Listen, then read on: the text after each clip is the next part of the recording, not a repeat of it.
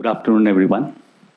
This is actually about a different approaches to the understanding of modernity, which was largely a colonial construct in pre-independent Kerala from the Muslim community. The scope of this has been confined to Makti Tangal, who was one of the pioneers of a reform movement in Kerala, who was a British customs collector who resigned his job for spending more time on preaching of Islam. The scope of my paper is actually, that is fixed on a kind of, engagement of Makti Tangal with modernity. How does it differ from the others' approach? That is the intention of or major objective of this paper. It may be a bit strange to grasp that I would actually start with a kind of play which was staged in 1950s by a communist group. It may be strange to grasp that the protagonist of a popular play of the early 1950s, Idu Bhumiyana, this is Earth, staged by a communist group, was a Wahhabi, a Salafi to be more exact. A Salafi with a strong content of social reform, fighting against the orthodoxy prevailing in the Muslim community of that time, with many adjectives like modern, secular, and progressive to describe him. Salafism, as all of you know very well, is otherwise a literalist version of Islam. It calls for a return to the tradition of Quran, Hadith, and the immutable examples of Salaf, or the pious ancestors, who learned about Islam directly from the Prophet, or those who had first-hand experience of early Islam, or who commanded a pure, uncontaminated understanding of the religion. And Kerala, interestingly, may perhaps be one of the few places in the world where Salafism is historically considered modern and progressive, despite its apocryphal image as a Puritan ideology elsewhere in the world. This uniqueness or this distinctiveness was because of the specific brand of Salafi doctrine, which was in wider circulation in the initial period. This brand took major inspiration from Al-Salafiyya wal-Tanwiriyya, Enlightenment Salafism, or popularly known as Al-Salafiyya movement, emerged in Egypt with Muhammad Abdu, Rashid Rida, Jamaluddin Afghani as its leaders. Rida, of course, as Sidi in his lecture yesterday rightly said, he turned to Wahhabi brand of Salafism in his later years. Tanwiriyya movement, which remained as a kind of intellectual response to Islamic worldwide Western cultural, political and economic threats. But, my point is actually, the kind of, the spread of Salafism, despite its general portrayal as a rigid, theology-centered religious current, created entirely different region-specific social, economic, and political meanings within the local context of Kerala. What kind of collaborative meanings it created in the specific context of Kerala when it circulated for last almost a century. Kerala, therefore, was home to one of the unique Salafi traditions which departed slightly from the literalist theological interpretations and with a position on the importance of ijtihad, or independent derivation of legal rulings. Sidi extensively touched those aspects of Salafism in the last day. Since the end of the 19th century, an interesting debate emerged in the Islamic community that helped setting a binary opposition between tradition and modernity. The approach to modernity and tradition emerged as the prime criterion to define any Islamic group. The tradition was understood in a sense that it tends to be hostile to reason and therefore inevitably insensitive to progress of the community. This meaning of tradition was not fully shared by many leaders of the reform movement, but it remained an important strain in many discourses of reform. Accordingly, a new category within the community called Puttan Prasthanakar, or people of modern movement, emerged. The term Puttan Prasthanam is a generic one, referring to all movements which did not endorse any four madhabs or four different schools of jurisprudence, namely Shafi, Hanafi, Hanbali, and Maliki. They were inextricably, I'm talking about Puttan Prasthanakar, they were inextricably linked to a liberal interpretation of Islam, modern education, and modern way of life. Those who were a part of Puttan Prasthanam from the first half of 20th century came to be known as Purogaman Ashekar. By then, the idea of progress became very popular thanks to the leftist movements. The word used to denote the effects of modernity prior to Purogamanam among Muslims was Parishkaram, which has been criticized by the Sunni scholars or the scholars who are with traditional orientation.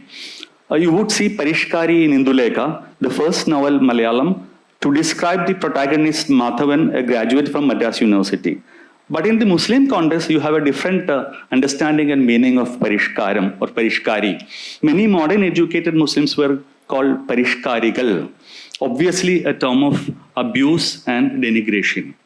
The term Puttan actually aimed to capture certain socio-cultural characteristics like rational thinking, prominence given to reason, rejection of superstitious beliefs, etc. But Puttan Ashekar in the discourse of tradition-oriented Muslims became a derogatory reference using to address the people who deviated from the traditions of Islam and embraced bid'ah or innovation. The chain of equivalence, Salafi, modern, progressive, reformist, has also been increasingly questioned by a number of recent works by non-Salafi scholars who argue that there is little point in distinguishing between progressive and traditionalist. Anyway, these narratives really offer an increasing text to explore the category called modern Muslim, a socio-cultural template that often linked to the first two generations of Salafis or the pioneers of Reform movement. On the spectrum of Muslim thought of that period, Puttan Prasthanakar were located on the opposite side of exponents of scripture-based interpretation of Islamic teaching. They used to describe themselves as progressive, or others called them so.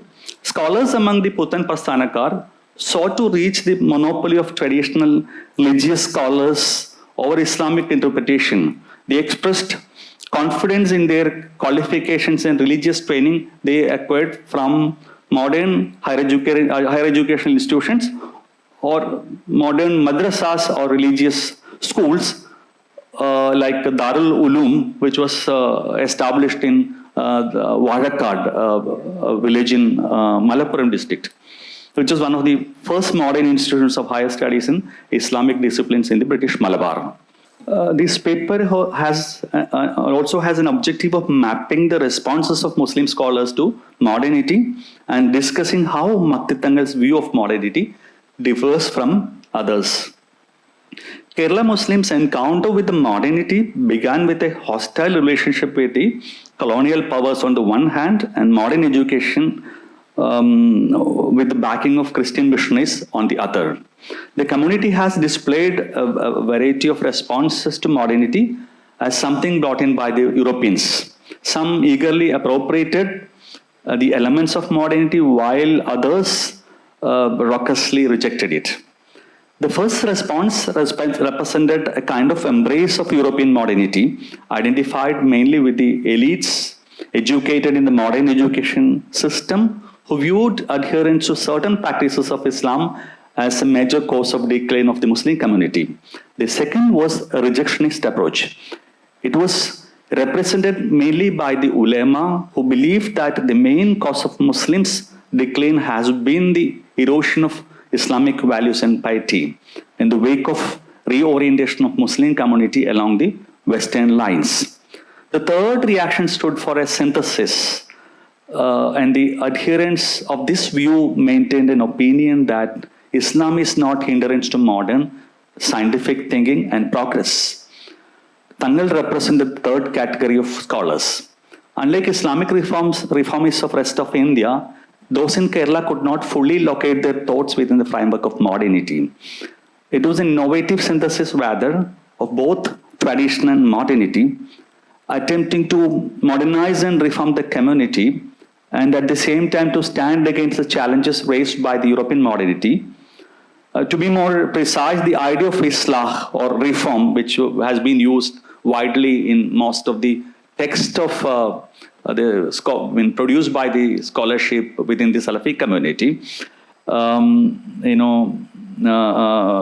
be more precise, the idea of Islam or reform in the specific context of Kerala was never based on a takeover of European concepts, but rather developed in confrontation with them. Its major source of inspiration was similar kind of initiatives that emerged elsewhere in the Islamic world.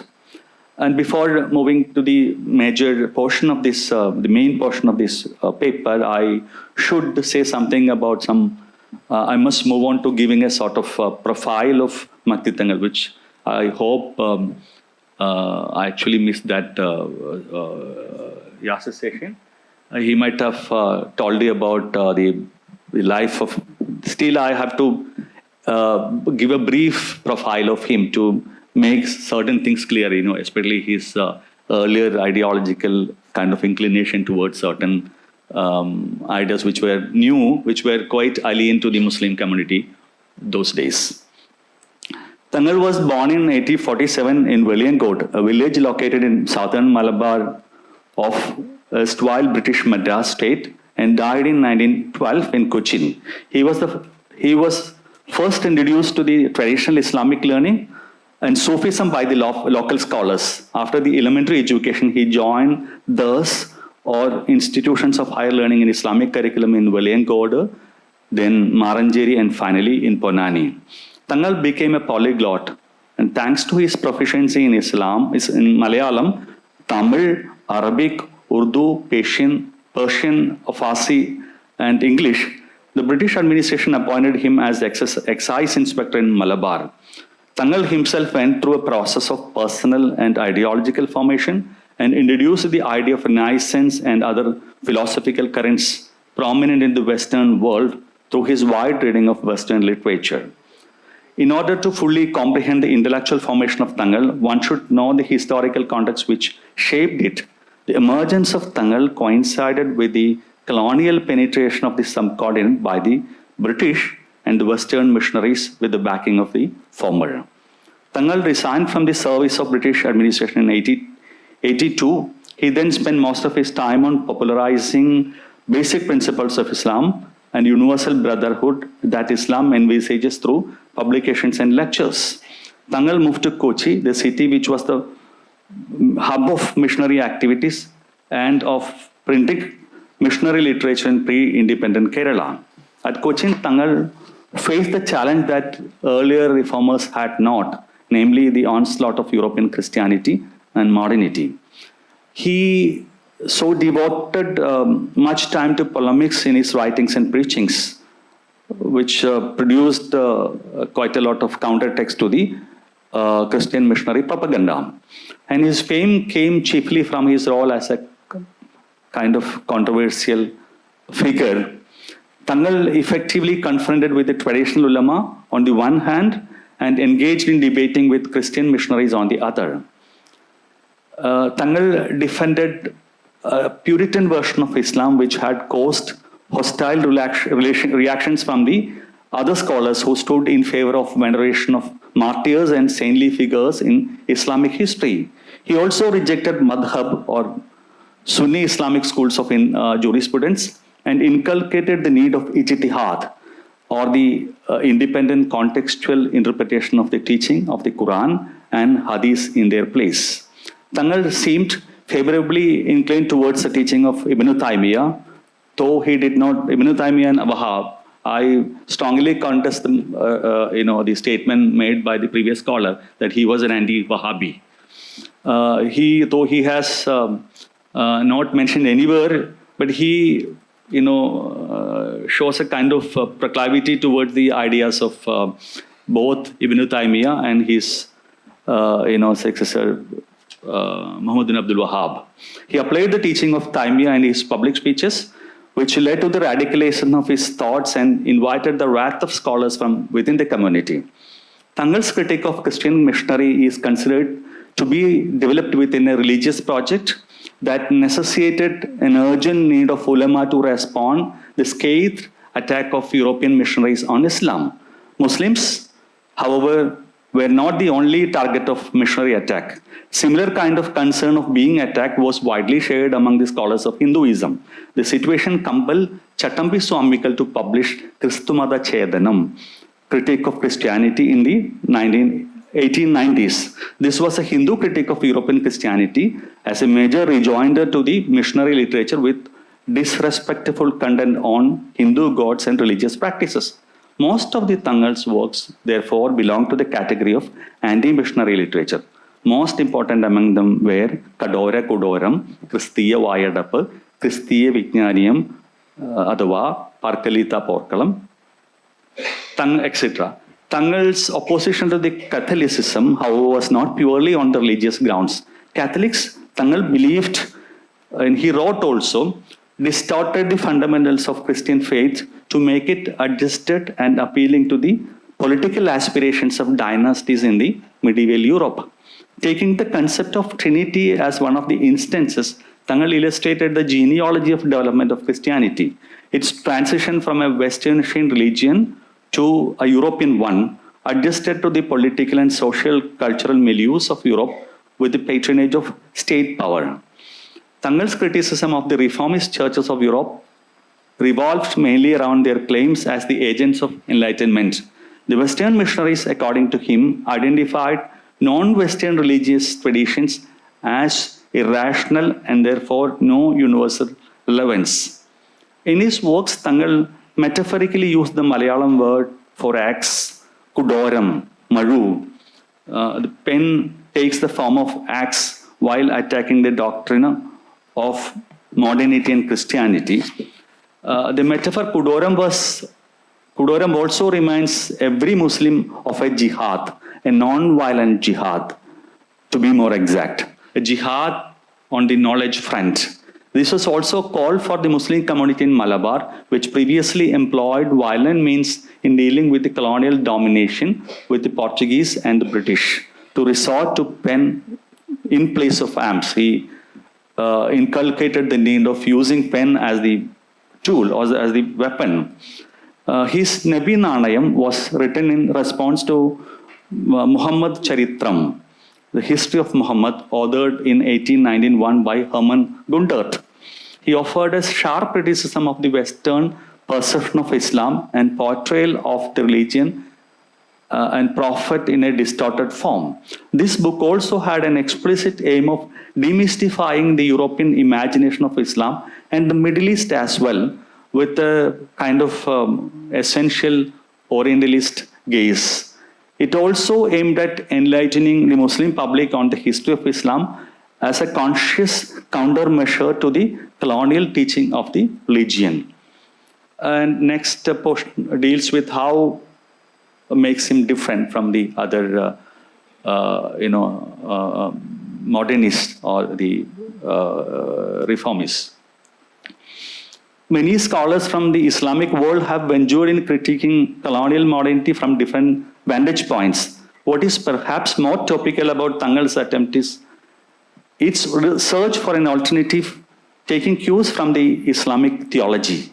Modernist Islamic scholars, especially Jamaluddin Afghani, Abdu claim that European modernity preserved medieval Islamic ideas until the Islamic modernists could re-establish the connection with it. But Tangal, right from the beginning, critiqued it and developed a line of thought independent of the Western philosophy, producing a set of specifically Islamic arguments. In one of his works, Sammana Kurippu, it was a sort of incentive offered by him who comes to criticize the texts which he wrote against European Christianity and European modernity. Tangal narrated the history of European modernity. He presented it as something not of continental origin, but borrowed from the scholarship prevalent in the non-Western world before the advent of colonialism. He also critiqued European modernity for its intellectual hegemony that caused the extinction of knowledge system of others. And when it comes to the sources of inspiration of Tangal, one can see that two major streams of reforms emerged in the Islamic world have intensely contributed to the making of Tangal's ideas. Firstly, called for strict adherence to the teaching of the Quran, Hadith, and the life of pious ancestors. This line of thinking was promoted first by Ibn Taymiyyah in the 13th and 14th centuries, and later in the 18th century by Muhammad ibn Abdul Wahhab. Secondly, the 19th century Islamic reform movement in the northern part of India led by Sir Sayyid Ahmad Khan, which has not been mentioned anywhere in his book. For the criticism of Christian literature, Tangal depended chiefly on Izarul Haq, a work Rahmatullah Kairanavi al-Hindi wrote in the 19th century, early 19th century. Al-Hindi was a Sunni Muslim scholar engaged in countering Christian missionary efforts in northern India. And Tangal's thought sometimes seems a bit difficult to locate because it represents a lot of contradictory positions and contradictory borrowings from different mutually conflicting ideas. There are certain, and quite early in his career as an Islamic preacher, Tangal had made use of the printing press, which was then in a teething stage. Crucial to the uniqueness of his agenda was the use of standardized Malayalam language and printing technology, which has already been mentioned by a previous speaker, both for addressing the educated Muslim. This was simultaneous to the use of Arabic Malayalam to reach out to the ordinary people. Now I must say more about Tangal's approach to modernity. Tangal called for a different sort of engagement with reason and modernity, not as an invention of modern Europe, but something integral to the process of constructing Islamic knowledge. He was basically against a tendency to reduce the roots of modernity and reason to a single European origin. According to him, it underestimates the long influence that Islamic thought had on Western philosophy during the Middle Ages. He therefore did not see introduction of reason and science as challenge to Islamic understanding of the world. Tangal actually engaged in a war of knowledge with the Christian missionary for clearing a misconception that primacy of reason is not solely a preserve of modern Christian Europe. Tangal's approach of giving primacy to reason often invited the wrath of some of the ulamas. They use the term akalaniyat, or the worship of reason, as a clear gesture of opposition towards the tradition of reform. Akalaniyat, or the worship of reason, they believed, stands in contrast with the original Islamic tradition, which promotes nakal, or tradition, and nakalaniyat, or the primacy of tradition.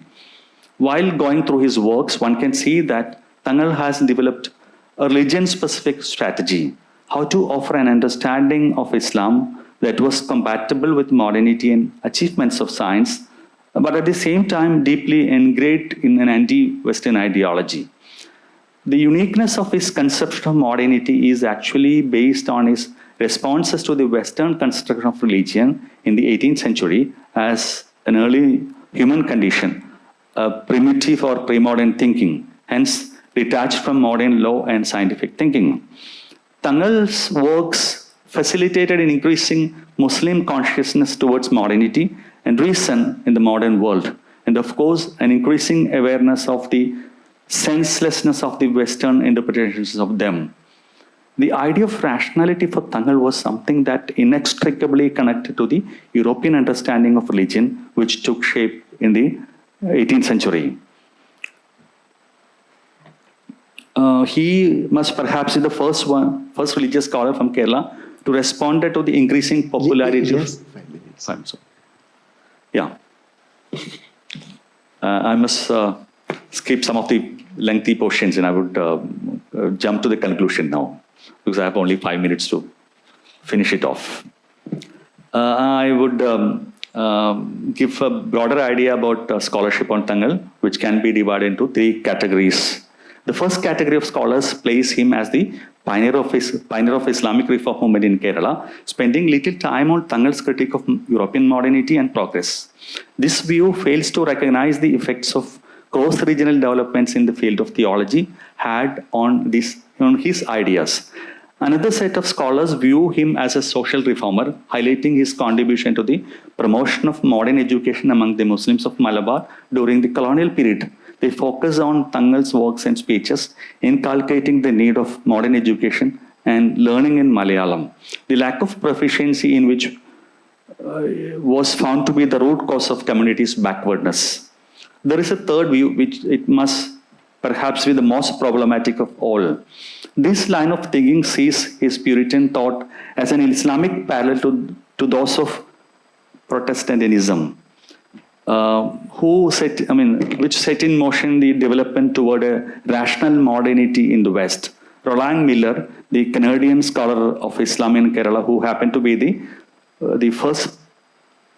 to be a Protestant priest, is the most significant proponent of this view. Tangal's polemics against Saint Martyr worship has been resembled by Miller with the Protestant attack against Catholic Church in the age of Reformation. Miller interestingly drew a parallel between his insistence on the importance of proof texts from the primary sources, Quran and Hadith, and the Protestant principles of sola scriptura. To conclude, there are certain issues in understanding modernity and reform in Islam in Kerala. Projects that seeking to bring Muslims' thought and practice closer to Islamic principles. It did not mean reform in the typical European context, but reviving something that was disfigured, deformed and damaged, as Udayan quoting Vakkom Moulavi rightly said. But reviving that was disfigured, deformed and damaged. Reform movement in the context of Kerala was therefore to revive the religion, purging out all additions and innovations in faith and practices and bring it back to the pristine form. Makti Tangal's works were perhaps the first explorations of the roots of reform in that sense in Kerala. He drew a sharp distinction between the conditions that produced modernity and reform in Europe and the absence of those conditions in Islam. His understanding of reform took shape not as an inseparable adjunct of Eurocentric modernity. He rather insisted to build the idea of reform on the thoughts and practices of medieval spiritual figures and modern thinkers in Islam. Therefore, there are multiple transnational, cross-cultural strands, often unrelated and sometimes even mutually conflicting in Makti Tangal's thought. One can see Islamic world strands of reform, which had often been brought into the region through the translated works of works from West Asia and North Africa. Tangal was attuned to the multiple ripples of reform within the Islamic world. He relayed those developments to his fellow Muslims. He was a pioneer in using each of these strands with the purpose of breaking a kind of stagnation that persisted in the community since the advent of colonialism. A kind of equalizer, or equating the idea of modernity and reform as envisioned by Tangal with those of scholars of other communities, therefore is a futile exercise. Secondly, the question who is modern and who is traditionalist also becomes a difficult issue. Both shift their roles, and the public debate making decision between them also producing shifts.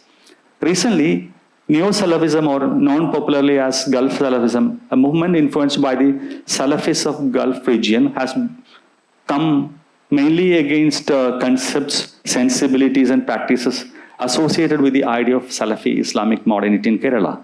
Many aspects of Islamic reform on modernity have been problematized by the Gulf Salafis.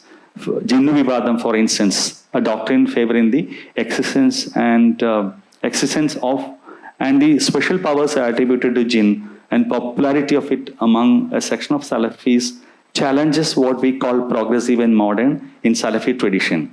The chain of equivalence, Salafi modern, progressive, has, as I already mentioned previously, has also already been increasingly questioned by the non-Salafi scholars. There is a third important issue, which must perhaps is the most important one. There is a huge cache of literature on initiatives of reform among different religious communities in Kerala. The critical scholarly reflections on reform in the realm of theology and religious philosophy, however, are relatively scanty. Many recent debates that revolve around the development in the realm of theology in both Christianity and Islam in Kerala tend to connect it to the progress of conversion. Overemphasis on conversion as a form of escape from caste-based oppression underestimates the dynamics that the development in theologies happened in Kerala since the 18th century.